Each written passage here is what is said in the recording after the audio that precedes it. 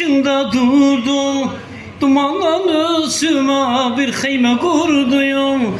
Geçti xəyalımdan öz gözəl yurdum, dumanlar başında duman göründü, duman göründü. Deyirlər bülbülə çəmən yaxşıdır, insan çula pərsər vətən yaxşıdır. Deyirlər bülbülə çəmən yaxşıdır, insan çula pərsər vətən yaxşıdır. Şair sormaz neden vətən yaxşıdır, adı gözəl könül Qassala döndü, Qassala döndü. Deyirlər bülbülə çəmən yaxşıdır, insan çula pənsər vətən yaxşıdır.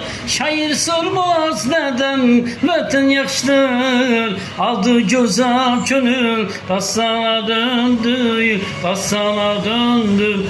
Burada bütün şəhidlərimin qabağında baş əyirəm, şəhid anaların əllərini öpürəm, qazilərə canım qurban olsun. Bu Xudayarın təsviridir, onu kimi oxuya da bilməsəm, onu yəni hallandırıram ki, yəni bütün hamı bilsin ki, Xudayar yaşayır və bütün şəhidlər 3800 şəhidin və Allah huzurunda İmam Hüseyin Əli Salamın yanındadır.